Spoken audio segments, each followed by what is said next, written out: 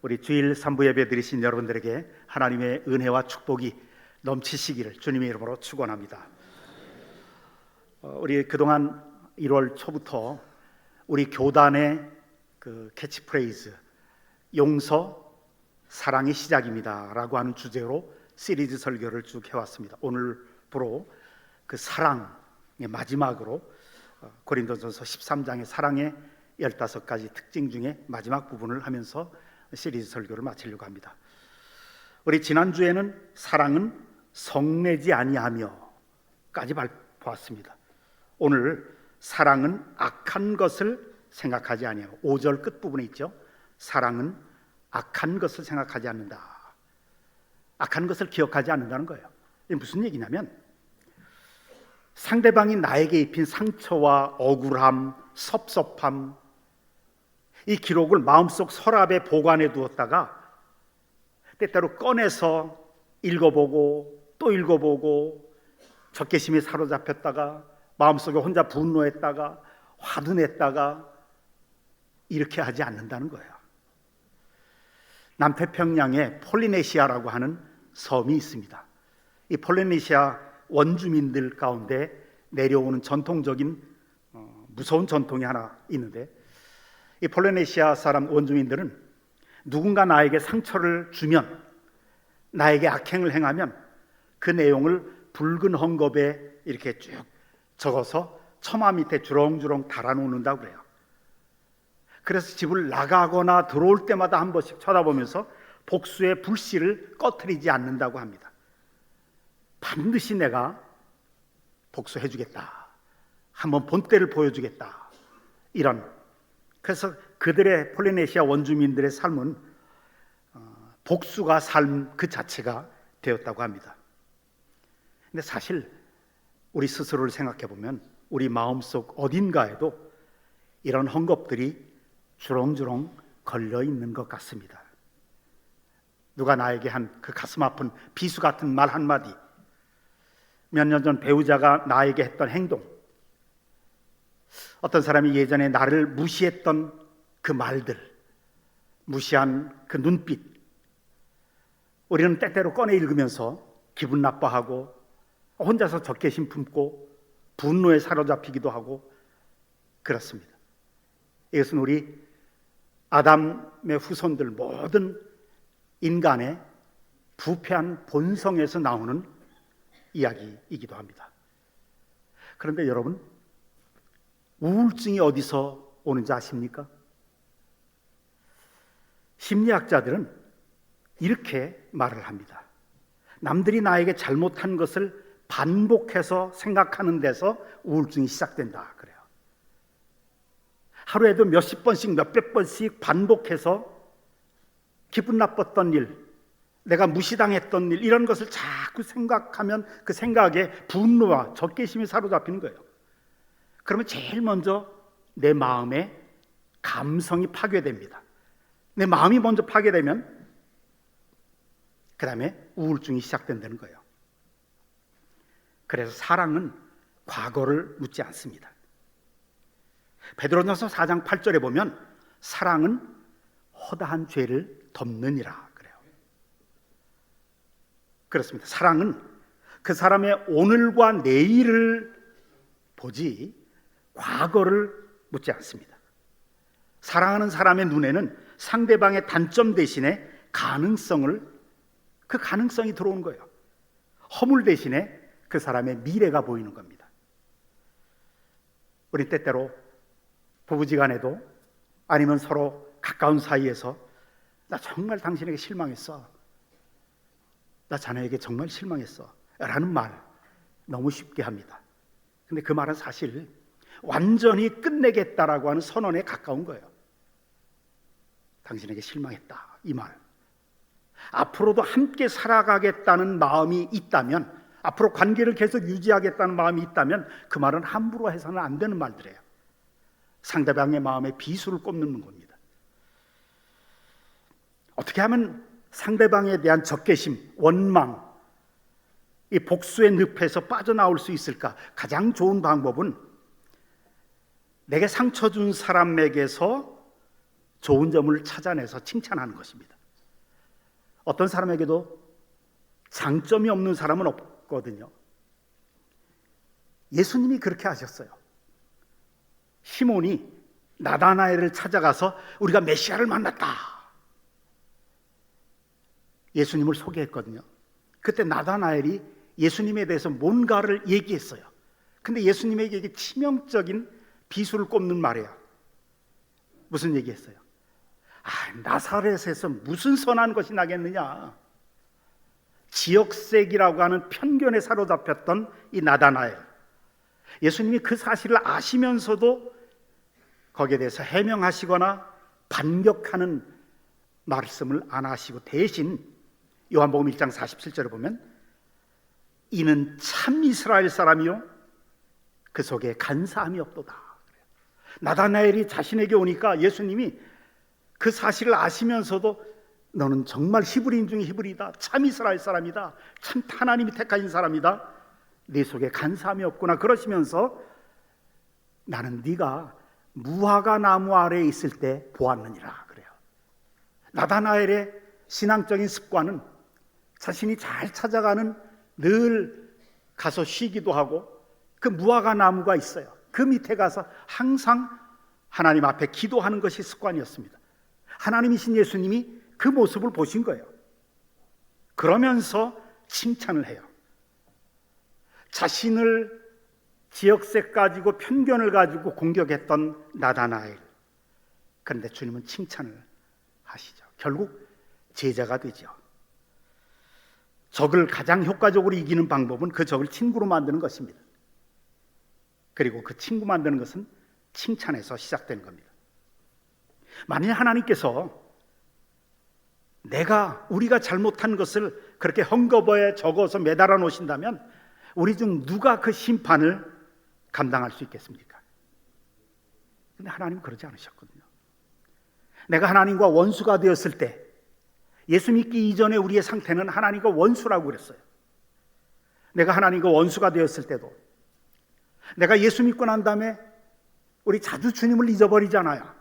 내가 필요할 때만 주님, 나에게 뭔가 기도 제목이 있을 때만, 문제가 생길 때만 주님께 달라고 주님 그러지만 평상시에는 주님을 자주 잊어버려요. 내가 주님을 잊어버릴 때도, 내가 목사가 돼서도 집사가 돼서도 내가 똑같은 죄를 반복해서 지어요.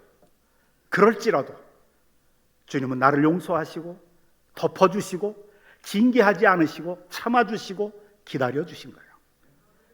우리는 이미 그 사랑을 받고 살아가고 있습니다. 그래서 우리는 그 사랑의 응답자로 살아갈 차례입니다. 그 다음에 두 번째, 사랑은 불의를 기뻐하지 아니하고, 6절에 불의를 기뻐하지 아니하며 그래요. 이 불의를 기뻐하지 않는다는 뜻은 뭐냐면 다른 사람의 잘못되는 것, 실패하는 것, 이것을 보면서 기뻐하지 않는다는 뜻이에요. 하나님이 가장 싫어하는 것 중에 하나가 바로 이겁니다. 내가 좋지 않게 생각했던 사람, 나에게 모욕을 주고 자존심 상하게 하고 나를 힘들게 했던 사람이 어느 날 실패했어요. 그 자녀에게 문제가 생겼어요. 아니면 감옥에 갔어요. 암에 걸렸어요. 사업에 망했어요. 어떤 안 좋은 일이 있을 때 우리 마음속 어디엔가 작은 쾌감이 스쳐 지나가지 않습니까? 나 우습게 알더니 내가 그럴 줄 알았어. 꼴 좋네. 말로 표현은 하지 않아도 우리 마음속에 나에 대해서 그렇게 험담하고 돌아다니더만 그거 잘 됐네. 하나님이 치셨다. 이것을 불의를 기뻐하지 아니하며라는 뜻입니다. 그러면서 사랑은 진리와 함께 기뻐한다. 함께. 사랑이란 함께 기뻐하는 겁니다. 더불어 기뻐하는 겁니다. 혼자서는 기뻐할 수 없습니다.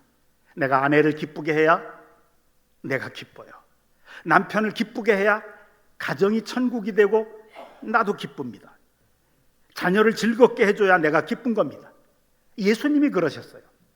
요한복음 15장 11절에 보면 내가 이것을 너희에게 이르는 것은 내 기쁨이 너희 안에 있어 너희 기쁨을 충만하게 하려 함이라. 너희 기뻐하는 것을 너무 보고 싶은데 내 기쁨을 너희에게 주노라 그런 거예요. 여러분, 우리 부모들이 자녀들에게 바라는 게 뭡니까? 이제 시집장가 가서 자기 가정들 번듯하게 다 차리고 하는데, 부모로서 내 자녀들이 그저 기뻐하며 행복하게 살면 되는 거예요. 그 모습만 보면 나도 기쁜 거예요. 부모로서 자녀들이 기쁘게 살아가는데 그것보다 더 큰 축복이 어디 있어요? 하나님도 그러신다는 거예요. 그래서 하나님이 아주 반복해서 빌립보서에서는 기뻐하라, 내가 다시 말하노니 기뻐하라, 데살로니가전서에서는 항상 기뻐하라, 범사에 감사하라, 그것이 너희를 향한 나의 뜻이니라 그래요. 하나님의 뜻이라는 거예요. 우리가 기쁘게 살아가는 것이. 그래서 예수 정말 잘 믿는 사람은 어떤 사람이냐? 항상 기뻐하는 사람이에요. 항상 웃는 사람이에요. 이런 일에도 감사하고 저런 일에도 기뻐하는 사람. 이것을 성경은 믿음의 사람이다, 참다운 사랑의 사람이다, 이렇게 말합니다. 항상 웃는, 저를 한번 따라 하십시다. 항상 기뻐하는 사람이 예수 잘 믿는 사람입니다. 옆에 사람 한번 보세요. 항상 기뻐하는지, 웃는 얼굴인지. 웃는 얼굴 고백해 봅시다. 정말 예수 잘 믿으십니다. 항상 인상 쓰는 사람한테 그렇게 얘기 해도 되겠죠. 그 다음에 7절에 넘어와 보면 13장 7절에 모든 것을 참으며, 이 참는다는 이 성경 헬라어 원어의 뜻은 스테게이라는 뜻으로 덮어준다는 뜻이에요. 덮는다라는 뜻입니다. 사랑이란 인간관계 속에서 발견한 상대방의 약점, 허물에도 불구하고 그 모든 것을 덮어주고 인내하는 것을 말합니다. 언젠가 제가 진주조개가 어떻게 생성되는가 하는 글을 본 적이 있어요. 그 아티클을 보는데 거기에 이렇게 기록되어 있더라고요. 벌리고 있는 조개 안에 모래알갱이 하나가 들어갑니다. 이렇게 이물질이 들어오면 막 조개가 견딜 수 없어 쓰라리고 아픈 거예요. 그런데 조개에는 그 이물질을 밖으로 내밀치는 그런 능력이 없대요. 그러니까 막 고통스럽고 아프고 쓰라리니까 자기 몸에서 막 진액을 짜내서 그것을 감싸 안는다고 그래요. 그럼 감싸 안아도 계속 아프니까 계속 진액을 짜내는 거예요. 그 고통스러울 때 나오는 진액을 짜내서 모래알을 감싸고 한 달, 두 달, 1년, 2년, 3년 계속 감싸다 보면 그게 진주가 된다고 합니다. 우리도 그렇게 할 수 있으면 얼마나 좋겠습니까? 우리에게 상처 준 그것들, 그것이 우리 안에서 인내의 진주가, 용서의 진주가, 또 사랑의 진주가 되었으면 좋겠습니다. 사실 인간은요, 누구나 본능적으로 자기의 허물은 감추고 싶어 해요. 반면에 남의 잘못은 터뜨리고 싶어 해요. 남의 허물을 동정하는 것이 아니라 즐기는 것이 인간의 타락한 본성입니다. 누구에게나 있는 거죠. 그래서 사랑이란 뭐냐? 크리스찬의 사랑이란, 성령으로 말미암아서 하는 사랑이란 의도적으로, 의지적으로 남의 허물을 덮어주는 것입니다.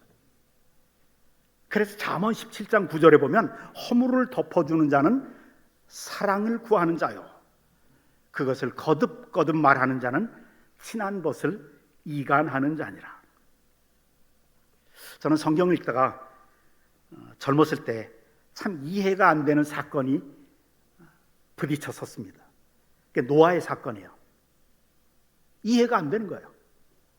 노아가 방주를 짓고 홍수가 끝난 다음에 포도 농사를 지었거든요. 그래서 포도 수확을 많이 하고 포도주를 담았어요. 그 포도주를 잔뜩 마시고 막 그냥 건드려 만들어 완전히 취했어요. 그러니까 막 덥고 그러니까 장막에 들어가서 텐트에 들어가서 모든 옷을 다 벗고 알몸으로 누워서 잤습니다. 이때 마침 그 노아의 세 아들 중에 함이 그 텐트 안으로 들어왔어요. 우연히 들어왔더니 자기 아버지, 그렇게 거룩하고 경건한 줄 알았던 그 아버지가 알몸으로 술에 취해서 누워 자고 있는 거예요. 그러니까 함은 밖으로 나와서 자기 형들한테, 형과 동생한테 이야기를 했어요. 야벳과 셈에게 아버지의 그 모습을 이야기했어요. 그 다음에 야벳과 셈은 뒤쪽으로 들어가서 보지 않으려고 들어가서 덮어드리고 나오지요. 이것을 알았던 노아가 저주를 하죠. 그 저주 때문에 손자가 저주를 받아요. 손자가 자자손손, 가나안은 그래요. 노아에게, 아니죠, 함에게, 여러분, 내가 아픈 것보다 내 자식이 아프면 더 가슴이 아픈 거예요. 더 고통스럽잖아요. 그런데 함의 손자 가나안은 형제의 종이 될 것이며 종의 종이 될 것이며 자자손손 종이 된다고 그랬어요. 이런 저주를 받아요. 여러분 보세요. 지금 하여튼 이스라엘의 전쟁 안 때리는 곳이 없잖아요. 그 팔레스타인 지역을 계속 공격하잖아요. 얼마나 많은 사람들 죽입니까? 다 가나안 족속은 아니지만 대부분은 그 당시 가나안 족속들이 계속 거기서 살았던 거예요. 보세요. 함이 한 얘기가 틀린 얘기입니까? 맞는 얘기예요. 내가 틀린 얘기했어? 요즘 말로 팩트라고요. 팩트를 얘기했는데 저주를 받았어요. 나중에 그 이유를 깨달은 거예요. 사랑이 없었던 거예요. 덮어주지 못했던 거예요. 자기 권위, 자기 아버지의 치부를 덮어줘야 그게 아들로서 당연한 건데 덮지 못한 거예요. 사랑이 없어서 덮어주지 않았기에 저주를 받은 거예요. 사랑하는 성도 여러분, 남에 대한 모든 이야기가 아무리 사실이라고 해도 말하기에 다 적합한 것은 아니에요. 우리 그리스도인들에게 누구에게나 친한 관계 속에서 다 선이 있어요. 넘어서는 안 될 선이 있어요. 우리 그리스도인들의 한계선, 넘어서는 안 될 마지노선이 있어요. 그게 바로 덮어주지 못하는 거예요. 우리 흔히 그러잖아요. 너 선을 넘었어. 선 넘는다는 게 바로 덮어주지 않는 거예요. 노출시키는 거예요. 남의 수치에 대해서 드러나게 하는 거예요. 드러나게 하면서도 좀 조심해야 될 게 있어요. 과장하는 거예요. 한 번 잘못한 것을 항상 그렇다고 그래요. 조그마한 일 가지고 아무것도 아닌 일인데 큰일 났다고 그래요. 너는 왜 항상 그 모양이니? 이런 말 많이 들어보셨죠? 네가 하는 일이 다 그렇지 뭐. 네 방을 봐라. 항상 돼지우리 같지. 한두 번은 돼지우리 같았겠죠. 근데 조그만한 거를 전부 그렇다고 그러는 거예요. 또 특별히 부부지간에 이런 말 조심해야 되는데, 당신 집안 식구들 다 그렇지 뭐. 왜 시댁 식구들은 다 똑같아? 그래, 이게 얼마나 무서운 칼인지 몰라요.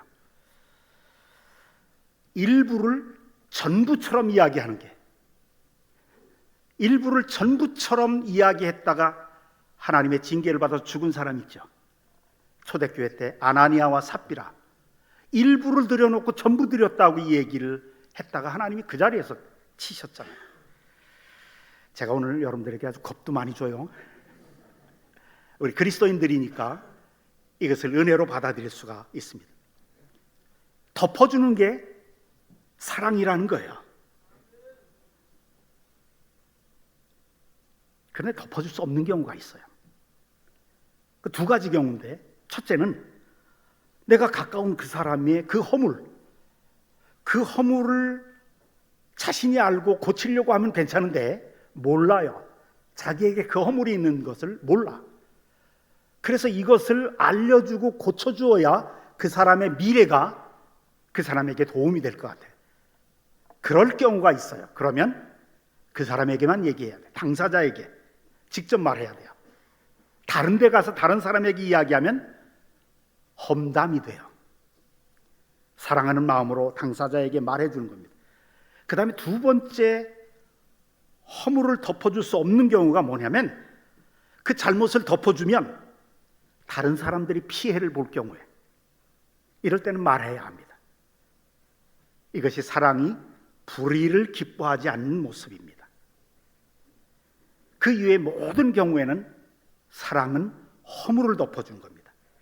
가능하면 남의 잘못을 덮어주고 격려하고 세워주는 말을 하는 것, 이것이 사랑이고 이것이 참된 그리스도인들의 태도입니다. 또 7절에 모든 것을 참으며, 이건 알죠? 모든 것을 믿으며, 모든 것을 믿으며. 우리 사회에 많은 탈선한 청소년들이 있습니다. 탈선 청소년들을 통계에도 나타나지만 탈선한 청소년들을 연구한 사회학자들의 연구에 의하면 그 탈선한 청소년들의 상당히 많은 아이들이 하나같이 어머니를 미워한다는 거예요. 어머니를 싫어한대요. 그 이유가 뭐냐? 어머니가 너무 똑똑한 거예요. 우리 식으로 내가 속을 줄 알아? 내가 네 속에 들어갔다 나왔다 임마. 우리 그런 얘기 많이 들어보지 않았어요? 네 속에 들어갔다 나온 거예요. 그런 어머니, 그 앞에서 막 숨막히 하는 거예요.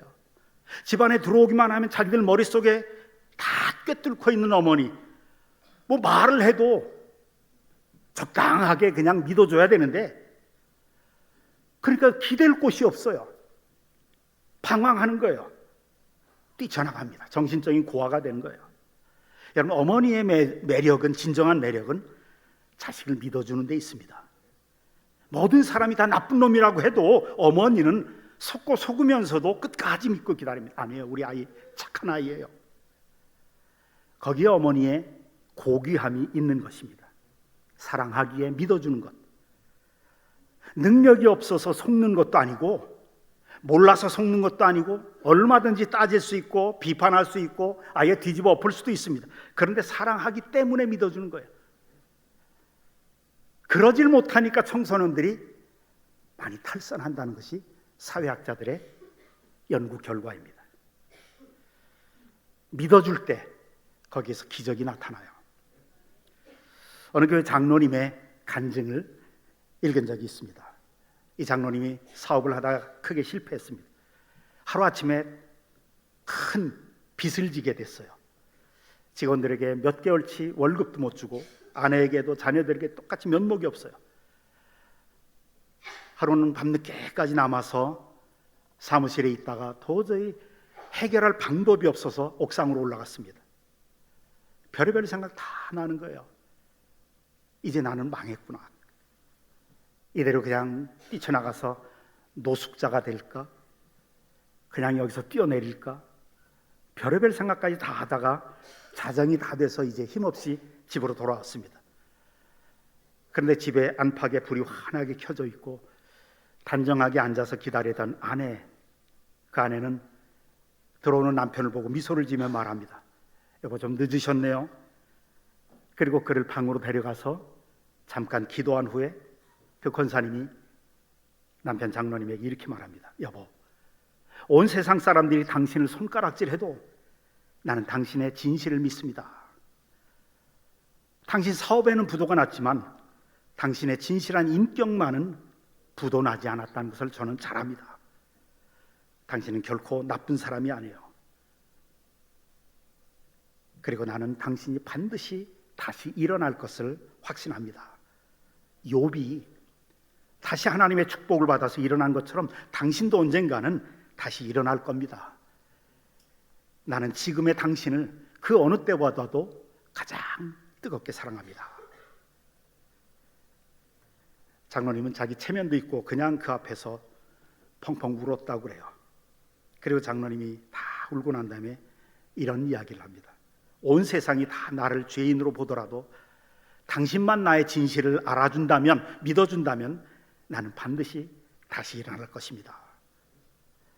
그날 이후 이 장로님은 용기를 내서 사태를 수습하고 2년 동안을 계속 기도하면서 사업을 다시 일으켜서 아주 번듯하게 성공을 했다고 합니다. 사랑은 최악의 상황 속에서도 상대방의 최선을 믿는 것입니다. 예수님이 시몬을 처음 만났을 때 한번 생각해 보세요. 시몬, 아람어로 갈대라는 뜻입니다. 근데 희한하게 그 이름과 성격이 비슷해요. 그 베드로, 시몬 베드로처럼 연약하고 변덕스럽고 그 다음에 감정적이에요. 막 툭 나타나기 좋아하고, 어떨 때는 두려움은 그냥 완전히 침체돼서 나 그런 사람 모른다, 예수님을 3번이나 부인하고, 갈대처럼 조그만한 바람에도 쉽게 흔들리는 그 시몬. 근데 주님은 그 시몬을 보면서 뭐라고 말씀하세요?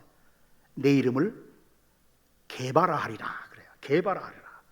큰 페트라다, 반석이라는 거예요. 시몬에게 반석이라는 이름은 가당치도 않아요. 그런데 예수님은 현재의 팩트를 보신 게 아니라 이 시몬의 가능성을 본 거예요. 미래를 보신 거예요. 그리고 그것을 말하는 거예요. 우리가 믿음의 말을 해야 한다라고 흔히 이야기하는데, 믿음의 말이 뭐예요? 상대방의 가능성을 보는 거예요. 상대방의 미래를 보고 그걸 이야기해 주는 거예요. 결국 그 사랑으로 인해서 시몬 베드로는 초대교회의 반석 같은 지도자가 되죠. 사랑은 그 사람의 가능성을 믿고 그 사람의 미래를, 내일을 믿어주는 것이 사랑이다. 그 다음에 이제 7절에 모든 것을 바라며 모든 것을 견디느니라 그래요. 사랑하기에 참아주고, 사랑하기에 믿어주고, 덮어주고, 사랑하기에 바랍니다. 그렇기 때문에 소망 가운데 기대합니다. 그래서 참된 사랑, 참된 믿음을 가진 사람은 낙관적이에요. 미래지향적이에요. 어떤 경우에도 자녀들에 대해서, 사랑하는 사람에 대해 실망함이 없습니다. 사랑은 믿어주고 끝까지 견딥니다. 모두가 떠나고 모든 것이 변해도 사랑은 남는 것입니다. 미국 남북전쟁이 끝나갈 무렵의 이야기입니다. 어느 부유한 저택에 전화벨이 울렸습니다. 전화 교환수의 안내로 전쟁터에 나갔던 아들의 목소리가 들리기 시작해요. 엄마, 저예요. 저 살아서 돌아왔어요. 엄마는 너무 반가워서 말합니다. 아니, 당장 달려오지 않고 뭐 하는 거야? 빨리 와라. 그런데 아들이 조심스럽게 말합니다. 근데 가려고 그러는데 저와 같이 전투에 참여했던 내 친구를 데려가도 될까요? 제 형제보다, 제 목숨보다 더 가까운 친구입니다. 그래, 그럼 좋아, 빨리 데리고 와. 당분간 함께 지내도록 하자. 그런데 이 친구는 전투하다가 눈 하나가 없어지고, 팔 하나가 없고, 다리가 하나가 폭탄이 터져서 없어요. 갈 데가 없는 친구라서 저와 함께 살고 싶은데요. 어머니가 말합니다. 그래, 당분간 좋아. 아니, 저는 평생 함께 살 겁니다. 어머니가 이렇게 말해요. 너 전쟁터에 나가더니 감상주의자가 됐구나. 처음엔 괜찮은 거야. 다 받아들일 수 있지. 그런데 세월이 지나고 나중에는 아주 무거운 짐이 된단다. 빨리 와라. 아들이 전화가 끊어졌습니다. 몇 시간 뒤에 육군본부에서 전보가 왔습니다. 당신의 아들이 호텔 12층에서 투신 자살했습니다. 시신을 확인하시고 찾아가십시오. 불이 나게 달려간 어머니, 확인한 시신을 보니까 얼굴은 아들인데 그 시신에 눈 하나가 없고, 팔 하나가 없고, 다리 하나가 없었습니다. 그 아들은 마지막으로 어머니의 사랑, 확인하고 싶었던 겁니다. 이런 모습의 나를 사랑해 주실 것인가?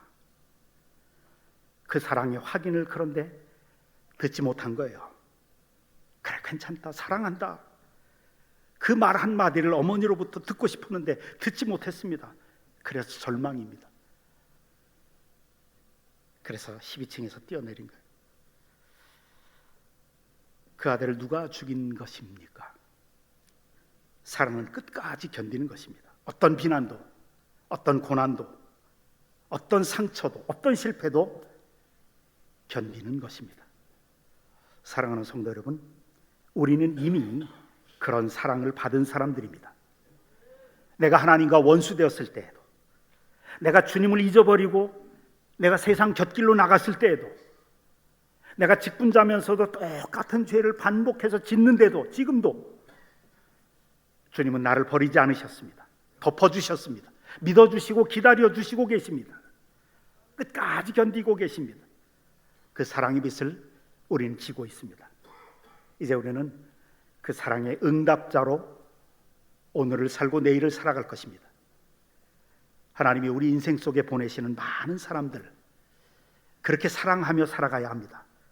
사랑은 모든 것을 참으며, 모든 것을 믿으며, 모든 것을 바라며, 모든 것을 견디느니라. 성령의 능력으로 이 말씀을 행하며 살아가는 우리 모두가 되시기를 주님의 이름으로 축원합니다.